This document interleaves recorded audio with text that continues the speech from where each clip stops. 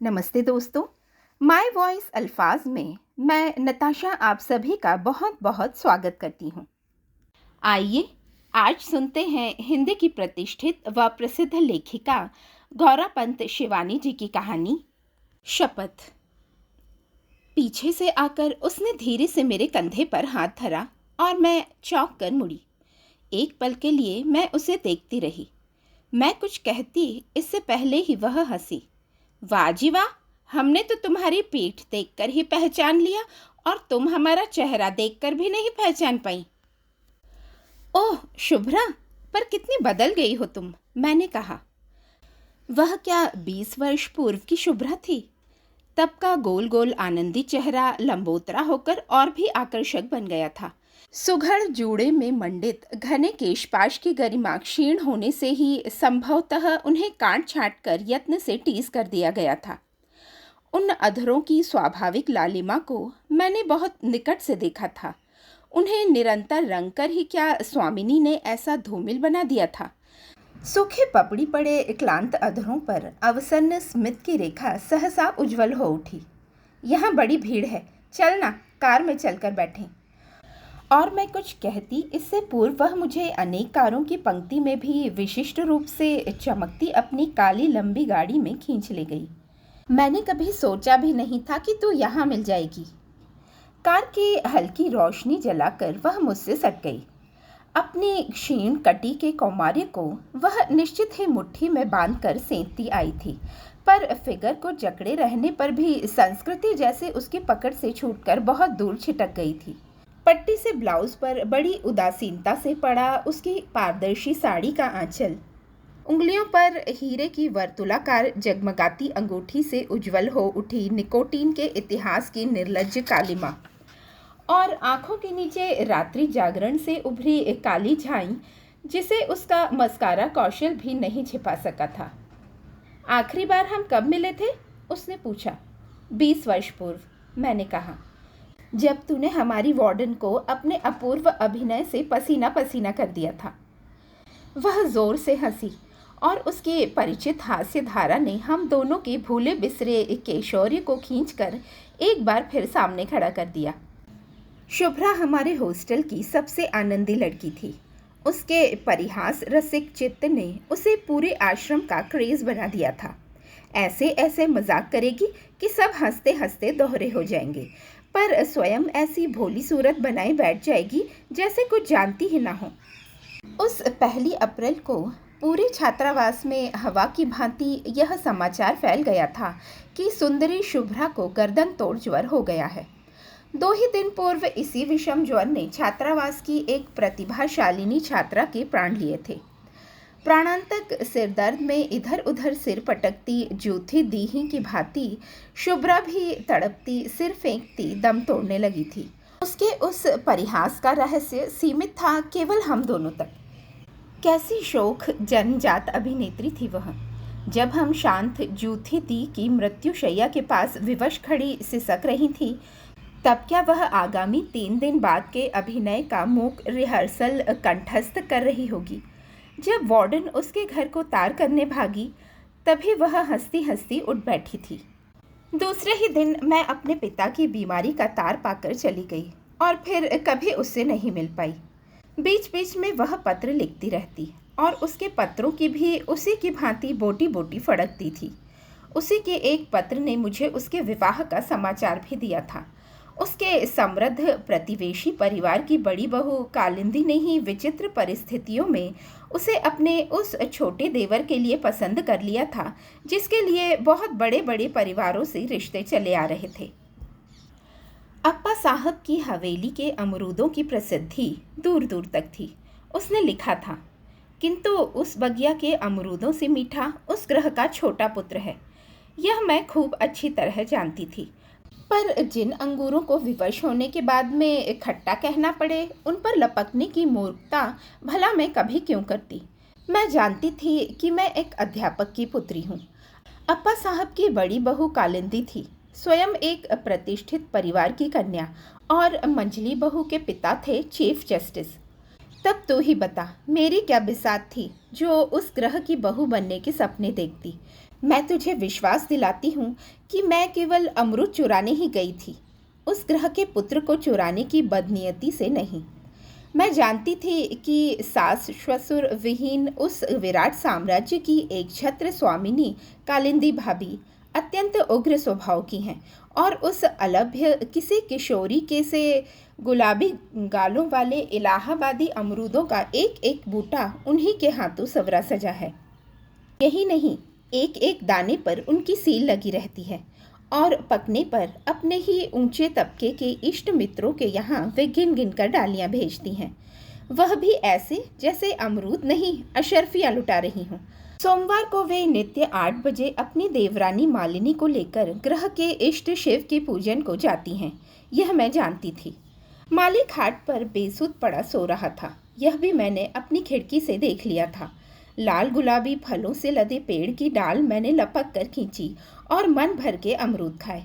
आधा अमरूद कुतरती मैं अपने पैर में चुभते कांटे को निकाल ही रही थी कि कालिंदी भाभी अपने पति, दोनों देवर और देवरानी के साथ कार से उतर सीधी मेरे सामने खड़ी हो गई।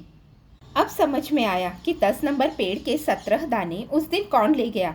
यही बाबूराम मास्टर की भुखमरी कंगली रही होगी। मेरे जी में आया मैं उसी क्षण उस अहंकारी महिला के पट्टांबर परिधानों को चीर कर धज्जियां उड़ा दूं। यह ठीक था कि मेरे पिता अध्यापक थे, किंतु उन 3 सुदर्शन पुरुषों के सम्मुख मेरे दरिद्र कुल की ऐसी निर्लज्ज व्याख्या करने का उन्हें क्या अधिकार था भला। बता छोकरी, तू अमरूद चुराने यहाँ आई क्यों? कालिंदी भाभी तन कर खड़ी हो गई। क्योंकि ऐसे मीठे अमरूद और किसी की बगिया में नहीं है, मैंने कहा और उनके रौबदार तमतमाए चेहरे को बड़ी अवज्ञा की दृष्टि से देखती मैं हंसने लगी। मेरे इस अभद्र प्रहार से बेचारी तिलमिला गई। मुझे मारने को ही शायद उनकी पुष्टभुजा हवा में उठी थी कि पीछे खड़े उनके पति ने अपनी रुष्टा चामुंडा को थाम लिया। आहा, जाने दो कालिंदी, इतने अमरूद तो लगे हैं, एक हाथ खा भी लिया तो कौन सा अंधेर हो गया। मैं चुपचाप खिसक आई, पर पता नहीं कालिंदी भाभी ने कैसा शाप दिया कि उसी रात को मुझे तेज ज्वर आ गया। 5वें दिन भी जब ज्वर नहीं उतरा तो पिताजी मुझे मौसी के पास बरेली पहुंचा आए। वहीं मुझे एक दिन कालिंदी भाभी का मधुर प्रस्ताव दूसरे सन्निपात ज्वर की बेहोशी में खींच ले गया। इसी 18 अप्रैल को मेरा विवाह है, तू आएगी ना? पर शुभ्रा के विवाह में मैं न जा सकी। धीरे धीरे उसके पत्र भी आने बंद हो गए। श्वसुर ग्रह की प्रभुता के मद ने ही शायद उसे विस्मृति के अंधकारपूर्ण कक्ष में मूंद दिया था और अचानक वह इतने वर्षों बाद यहाँ मिल गई। क्यों शुभ्रा? मैंने पूछा। अब भी 1 अप्रैल को अपने विलक्षण परिहास रसिक चित्त का परिचय ससुराल वालों को देती है क्या? एकाएक उसका चेहरा फर्क पड़ गया। सकपका कर उसने इधर उधर देखा, फिर जोर से मेरा हाथ पकड़ लिया। उन सुंदर आयत नैनों की सजल स्निग्धता सहसा 2 बूंद बन मेरे हाथों को भिगो गई। सबसे बड़ा मजाक मैं कर चुकी हूँ। अच्छा हुआ तो मिल गई, जल्दी जल्दी कह ही डालूं। अच्युत आते ही होंगे और साथ में वही होगी, फिर क्या वह मुझे बोलने देगी? ऐसे मेरा मुंह ढांप कर रख देगी। पसीने से तर कांपती सफ़ेद हथेली से शुभ्रा ने बड़े जोर से मेरा मुंह बंद कर दिया और मेरा दम सा घुट गया। विवाह होते ही मैं समझ गई कि कालिंदी भाभी मुझे जानबूझकर ही मध्यम वर्गीय परिवार से इसलिए लाई थी जिससे मैं जीवन भर उनका रोब मानती रहूं। मातृहीन देवर को उन्होंने पुत्रवत पाला था। कहीं ऊंचे ग्रह की कन्या लाई तो मंझले देवर की ही भांति अपनी बहू के अंगूठे तले दबा मर्द बना, वह भी हाथ से ना निकल जाए। प्रत्येक वर्ष 2 माह की छुट्टियां हमें उन्हीं के साथ मनानी होती। यही नहीं, उनका प्रत्येक आदेश अच्युत के लिए कानून की अमिट रेखा था। संतानहीना कालिंदी भाभी का स्वभाव दिन प्रतिदिन उग्र होता जा रहा था। उनका प्रत्येक वाक्य मुझे बार बार स्मरण दिलाता रहता कि आज जो मैं इतने बड़े अफसर की पत्नी हूँ, उसका श्रेय मेरे भाग्य को नहीं, स्वयं उन्हीं के औदार्य को है। 2 गज की दूरी पर मायका था, किंतु मुझे 10 वर्ष के पुत्र की माँ बनने पर भी इतनी स्वतंत्रता नहीं थी कि अपने अंधे वृद्ध विधुर पिता के पास एक रात भी बिता लूं। रात रात तक उनकी ब्रज लीला चलती। और मुझे कई बार कॉफ़ी बनाने की हाँक लगती। कभी कभी तो सबकी उपस्थिति में वे मुझे बुरी तरह अपमानित कर देती। इतने साल हो गए शुभ्रा, पर ढंग से कांटा चम्मच पकड़ना भी नहीं सीख पाई। मैं मन ही मन उबल उठती। अपनी संपत्ति का लाख घमंड करे कालिंदी भाभी, घर की बहुओं में तो मेरा ही पड़ला सबसे भारी था। भारी चुंबक की स्वाभाविकता से एक दिन मेरा ही पुत्र अप्पा साहब की संपत्ति को खींच लेगा। मालिनी भाभी को एक ही पुत्री थी, उसे भी पोलियो ने पंगु बना दिया था। वैसे इसी बीच कालिंदी भाभी एक और मूर्खता कर बैठी थी। जेठ जी के एक साले जिलाधीश थे। उन्होंने किसी अनाथालय में एक सुंदर अनाथ बालिका देखकर कालिंदी भाभी को फोन कर दिया था। तुमने कभी कहा था कि तुम किसी अनाथ बालिका को गोद लेना चाहती हो, क्या इस बच्ची को लेना चाहोगी? स्वयं जेठ जी ने उस प्रस्ताव का घोर विरोध किया था। पता नहीं किसकी लड़की है, विवाह के समय 50 समस्याएं खड़ी होंगी। फिर पराई संतान बटोरने की तुम्हें क्या पड़ी है? क्या शुभ्रा का बेटा मालिनी की बेटी हमारी संतान नहीं है? किंतु कालिंदी भाभी का बढ़ता रक्तचाप ही उनका ब्रह्मास्त्र था। उसी के प्रयोग से उन्होंने अपनी उस बचकानी जिद को भी पूरा कर लिया। लड़की वास्तव में सुंदर थी। भूरे बाल, बहुत गोरा रंग और मछली सी तिरछी आंखें। कुछ दिनों तक वह अपने परिचित परिवेश के पश्चात हमारे ग्रह के वैभव को देखकर सहम सी गई थी, पर फिर उसके स्वभाव की चंचलता स्पष्ट हो उठी। 4 ही दिन में कालिंदी भाभी ने उस पर जादू की छड़ी सी फेर दी थी। नए ढंग से कटे केश, एक से सुंदर एक फ्रॉक और शिफ्ट में अब वह पहचानी ही नहीं जाती थी। एक दिन अच्युत ने कालिंदी भाभी को छेड़ दिया। एकदम एंग्लो इंडियन लगती है तुम्हारी इला।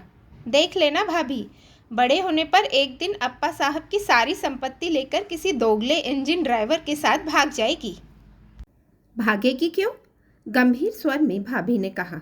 घर का सोना घर में ही रहेगा अच्युत, इसे तुम्हारी बहू बनाने तो लाई हूँ। छी भाभी, मैंने तड़प कर कहा था, ऐसा रिश्ता सुनने में भी पाप लगता है। चचेरे भाई बहन का विवाह होता है कहीं? कैसे भाई बहन? मूर्ख कहीं की। कालिंदी भाभी बोली, इसीलिए तो किसी अबोध लड़की को मैंने गोद नहीं लिया। वह खूब समझती है कि इस हवेली से उसके रक्त मांस का कोई रिश्ता नहीं है।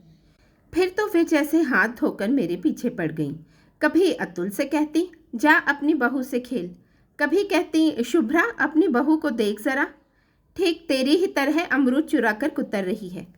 मैं मन ही मन बौखला उठती। इला अभी से ही इतनी सुंदर थी, फिर भविष्य की उस सुलक्षणा स्वयं दूती के एक एक लक्षण मुझे सहमाने लगे थे। बचपन से ही ऐसी पक्की बातें सुनकर क्या यह संभव नहीं था कि पाल में पकाए गए पपीते की भांति मेरा अबोध पुत्र भी अकाल परिपक्व हो उठे? अतुल को अपनी सगी चचेरी बहन से कोई लगाव नहीं था, किंतु इला के बिना उसका एक पल भी जैसे सार्थक नहीं रहता। एक तो वह दुस्साहसी दस्यु कन्या पेड़ पर जंगली बिल्ली की ही फुर्ती से चढ़ सकती थी। उसके मित्रों के साथ क्रिकेट खेलती थी।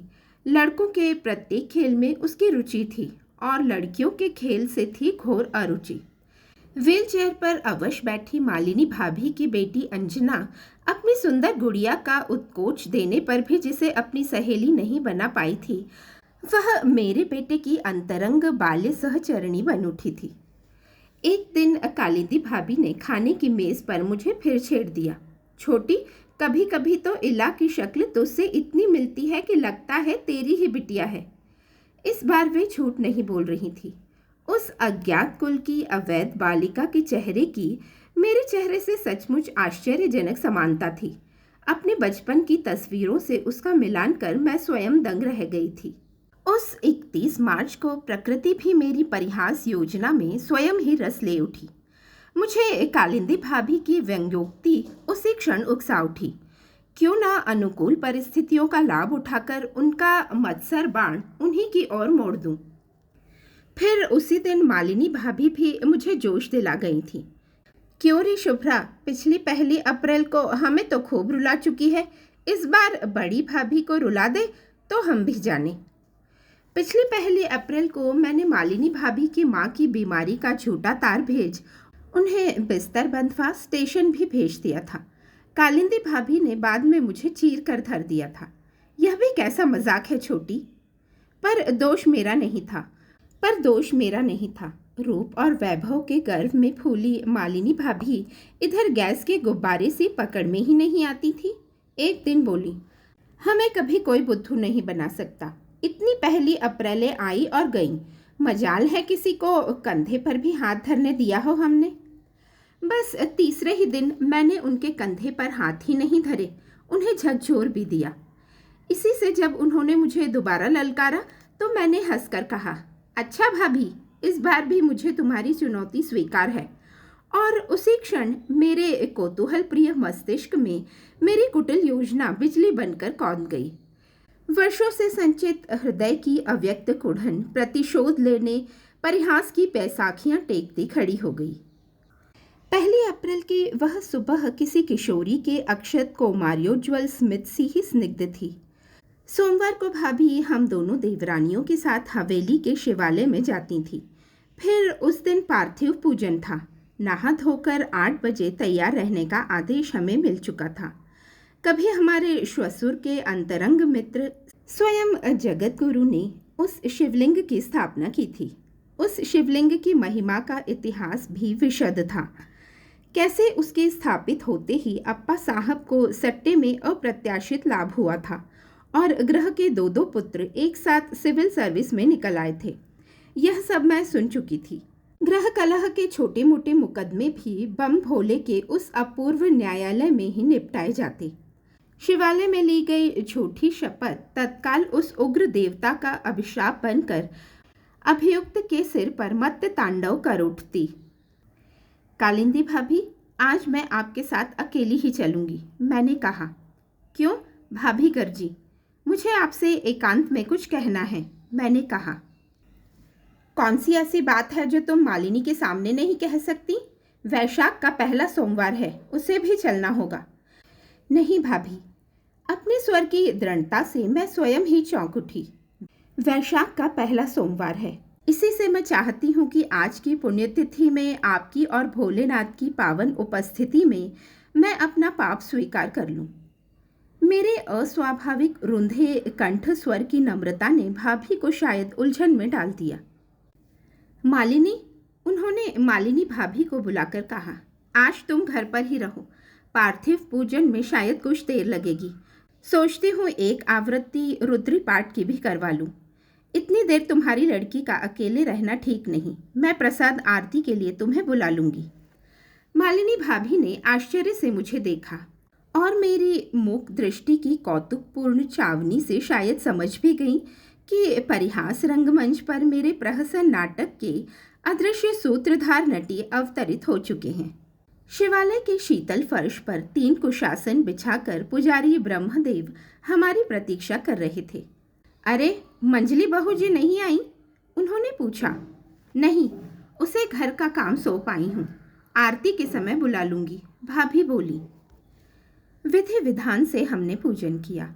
गोबर, मिट्टी और चावल के 1100 नन्हे शिवलिंग को दुग्ध धवल धार से सिक्त कर धरा पर लोट लोट कालिंदी भाभी क्या मांग रही हैं, यह मैं जान गई। न जाने कितनी व्यर्थ औषधियों, शल्य क्रिया, गंडे ताबीज़ों से लदा उनका फलहीन प्रौढ़ तरुवर सूखी और मुरझाई पीली पत्तियों के साथ साथ स्वयं भी सूखने लगा था। किंतु अपनी वयस के 45वें वर्ष में भी उन्होंने फल की आशा नहीं त्यागी थी। आरती के लिए मालिनी आकर न जाने कब हमारे पीछे बैठ गई थी। आरती हुई। पंडित जी ने अभिषेक की शीतल बूंदों से हमें भिगोया, फिर ओंठों से विचित्र ध्वनि संगीत प्रस्तुत कर पूजन के लिए आवाहन कर निमंत्रित किए शिवजी को विदा दी। तो भाभी बोली, पंडित जी, आप मंजली के साथ हवेली चल भोजन पाएं। हम दोनों थोड़ी देर में स्वयं ही एक आवृत्ति पाठ कर आ जाएंगी। मालिनी भाभी ने जोर से मुझे चिकोटी भरी, जैसे एक आवृत्ति पाठ की मिथ्या घोषणा के पीछे छिपा रहस्य समझ गई हूँ। चलते चलते भाभी की नज़र बचा मेरे कान के पास आकर फुसफुसा भी गईं, wish you best of luck. उन दोनों के जाते ही कालिंदी भाभी मेरी ओर मुड़ी। क्यों, क्या कहना है तुझे छोटी? कुछ पलों के लिए मैं हवा में हिलती दीप शिखा को देखती ही रही। अगरबत्ती की सुगंधित अवसन्न धूम्र रेखा के बीच कैसा दिव्य सन्नाटा था। भव्य शिवलिंग पर लगा गोरुचन अगरु कुमकुम का तिलक और इधर उधर बिखरे शिव नामांकित हरे बिल्व पत्र मुझे सहसा अपनी अल्पज्ञता डंक दे उठी। ऐसे पवित्र देवालय में क्या मैं अपना ओछा परिहास कर पाऊंगी? जी मैं आया हंसकर सब कुछ उन्हें बतला दूं, पर दूसरे ही क्षण अपनी गर्वीली मंझली जेठानी की चुनौती का स्मरण हो आया और मैं फिर तन गई। आपसे जो मैंने भाई बहन के रिश्ते की बात कही थी वह एकदम सच है भाभी, मैंने कहा। कैसे सच हो सकती है छोटी? तू जानती है कि दोनों में रक्त मांस का कोई भी रिश्ता नहीं है। उनका स्वर मंदिर के दमामे सा गूंज गया। वही कहने तो आई हूँ भाभी, इला मेरी बेटी है। कालिंदी भाभी ने चौंक कर मुझे देखा। क्या तेरा दिमाग फिर गया है छोटी? ठीक कह रही हूँ भाभी। आपको याद होगा विवाह के 7 माह पूर्व मैं अचानक मौसी के पास बरेली चली गई थी। फिर वहीं एक अंधेरे बंद कमरे में मैंने इला के जन्म की प्रतीक्षा की थी। ईश्वर की कृपा से समय से पूर्व ही इसके जन्म ने मुझे मुक्ति दे दी। आपको याद होगा मेरा घूंघट उठाते ही आपने कहा था, अरे तेरा चेहरा इतना पीला कैसे पड़ गया? उफ, कितना बड़ा झूठ बोल गई थी मैं। परिस्थितियों को मैंने किस अपूर्व छल बल से तोड़ मरोड़ लिया था। फिर जैसी कोई चतुर्दस्यु लोहे की मोटी मोटी छड़ों को तोड़ मरोड़ भीतर घुसपैठ कर लेता है, वैसे ही मैंने 100 दलीलें पाकर भी कभी आश्वस्त न होने वाली भाभी के शक की स्वभाव की अर्गला को लपक कर खोल लिया। विवाह से पूर्व सन्निपात ज्वर का आभास पाते ही पिताजी ने मुझे मौसी के पास बरेली भेजा अवश्य था, किंतु मेरी उस यात्रा के पीछे किसी कलंक की कालिमा नहीं थी। मौसी मिशन अस्पताल में डॉक्टरनी थी और मेरे पीले चेहरे के पीलेपन में कुछ मामी भाभियों द्वारा पोती गई हल्दी का कला कौशल था, कुछ सन्निपात जन्य रक्तहीनता। बेशरम, भाभी बोली। उनका रक्तचाप उनके गोरे चेहरे पर अबीर बनकर फैल गया। उसी आवारे से शादी क्यों नहीं कर ली तब? इस हवेली में आई किस दुस्साहस से? क्योंकि कैकई को मंत्रणा देती कुब्जा मंथरा ही जैसे उछलकर मेरी जिह्वाग्र पर बैठ गई। मैं उससे विवाह भी करती तो इसी हवेली में आना पड़ता। फिर मैं उससे विवाह कर भी नहीं सकती थी। क्यों? भाभी के प्रश्न की हिस्टेरिकल गूंज से मंदिर का घंटा भी हिल गया, क्योंकि उसका विवाह हो चुका था। उनके प्रश्न के तीव्र स्वर की मींड़ को मेरे उत्तर का कोमल गंधार इस बार पागल बना गया। किसी दुर्दांत बालक द्वारा चिढ़ाई गई कोकिल के से खीजे स्वर की कुहू इस बार तीव्रतम हो उठी। किससे? उन्होंने सांस रोककर पूछा। आपसे, कहकर मैंने आंखें मूंद ली। उस सफ़ेद पड़ गए रौबदार चेहरे की क्षणिक दीनता देखने का मेरा दुस्साहस स्वयं ही दप्प से बुझ गया। जब आंखें खुली तो कालिंदी भाभी पागलों की भांति शून्य दृष्टि से मुझे घूर रही थी।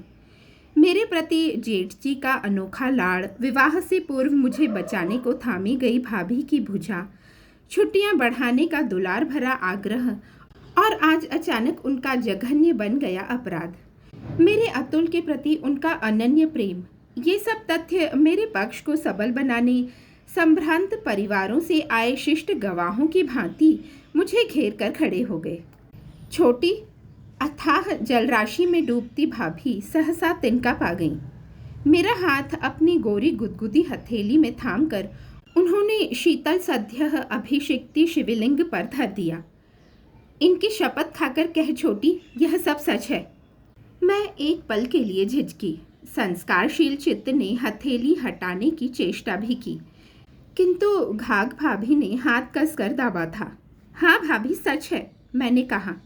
उन्होंने फिर एक शब्द भी नहीं कहा। घर पहुंचते ही जेठ जी द्वार पर मिल गए। अरे छोटी, आज तुमने दोबारा चाय नहीं पिलाई तो तृप्ति ही नहीं हुई। बनाओ तो एक प्याला बढ़िया चाय, उन्होंने हंसकर कहा।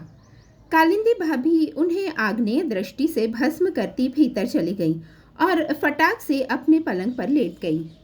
मैं स्टोव जलाकर जेठ जी के लिए चाय बना ही रही थी कि हंसती हंसती मालिनी भाभी आ गई।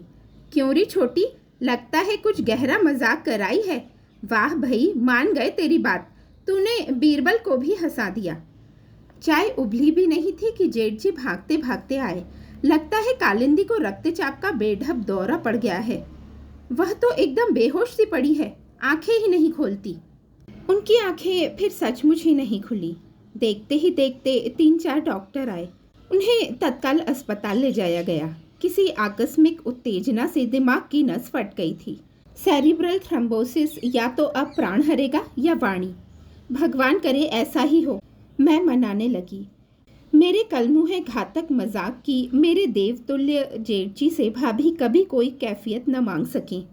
पर बिना किसी से कैफियत मांगे ही कालिंदी भाभी मन का समस्त अव्यक्त आक्रोश मन में ही लिए रात के ठीक 10 बजे चली गई।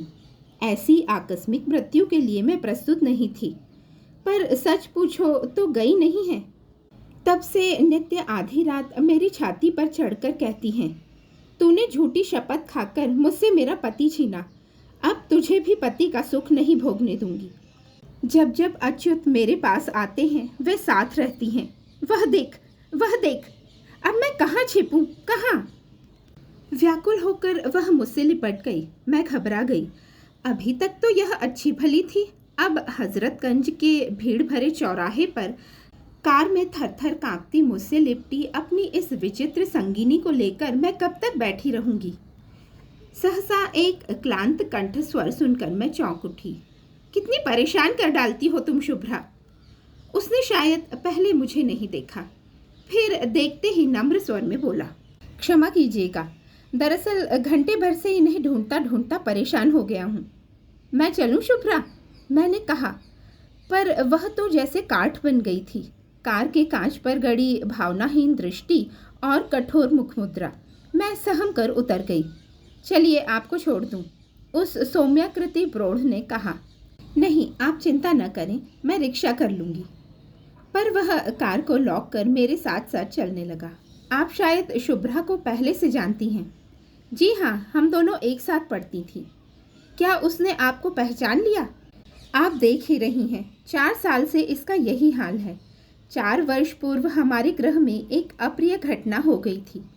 1 अप्रैल को यह न जाने मेरी बड़ी भाभी से कैसा मजाक कर बैठी। वह रक्तचाप की मरीज थी। हो सकता है उन्हीं के रोग ने उनके प्राण लिए हों, पर इसके मन में तो यही शैतान घुसा बैठा है कि इसी के मजाक ने उनके प्राण लिए हैं। देश विदेश घुमा लाया हूँ। एन आर्बर के स्टोर फ्रंट क्लिनिक तक ले जा चुका हूँ, जहाँ के मनोविज्ञान के धुरंधर पंडित कैसे कैसे विकट उन्माद रोगियों को साध लेते हैं। यहाँ भी नूर मंजिल का नाम सुनकर ही उसे लाया था, पर हर विशेषज्ञ उसी मजाक का सूत्र पकड़ना चाहता है। कैसा मजाक था, क्यों किया था, आदि आदि। मैं क्या बतला सकता हूँ? ना मुझे कुछ पता है, ना मालिनी भाभी को। यह तो कुछ बतलाती नहीं। जब जब मुझे देखती है ऐसी ही काठ बन जाती है। आपसे तो कुछ नहीं कहा इसने। मैं चुप थी। अदृश्य शिवलिंग को साक्षी बना क्या इस बार मुझे झूठी शपथ खानी होगी? एक बार उस मजाक का रहस्योद्घाटन कर देने पर क्या यह संभव नहीं था कि कालिंदी भाभी का छोटा देवर भी उसी निर्मूल संदेह का शिकार बन जाए? नहीं, मैंने कहा। मुझसे तो उसने कुछ नहीं कहा। ओह धन्यवाद, मैं उसे जानता हूँ। वह कभी कुछ नहीं बताती। वह बेचारा सिर झुकाकर चला गया। फिर एक बार मैंने मुड़कर देखा। कार का द्वार खोलकर वह चालक की सीट पर बैठ गया था। उसे देखते ही पीछे बैठी शुभ्रा एक बार फिर काठ बन गई थी, जैसे किसी ने उसकी गर्दन पकड़कर ऐंठ दी हो। क्या पता कालिंदी भाभी की प्रेत छाया, उसका मुँह दाब उस क्षण भी उससे कह रही हो, तुझे पति सुख नहीं भोगने दूंगी शुभ्रा। तूने झूठी शपथ खाकर मेरा पति छीना है ना। अभी आप गौरव पंत शिवानी जी की लिखी कहानी शपथ सुन रहे थे। शिवानी जी की कहानियाँ सदैव रोमांचकारी रहस्योद्घाटन करती हुई सी लगती हैं। उम्मीद है आपको भी कहानी अच्छी लगी होगी। अच्छी लगी है तो लाइक, शेयर और सब्सक्राइब ज़रूर करें और अपने साहित्य प्रेमी मित्रों और परिवारजनों में शेयर भी करें। फिर मिलते हैं किसी अच्छी सी कहानी के साथ। तब तक खुश रहिए, स्वस्थ रहिए और अच्छी अच्छी कहानियाँ सुनते रहिए। धन्यवाद।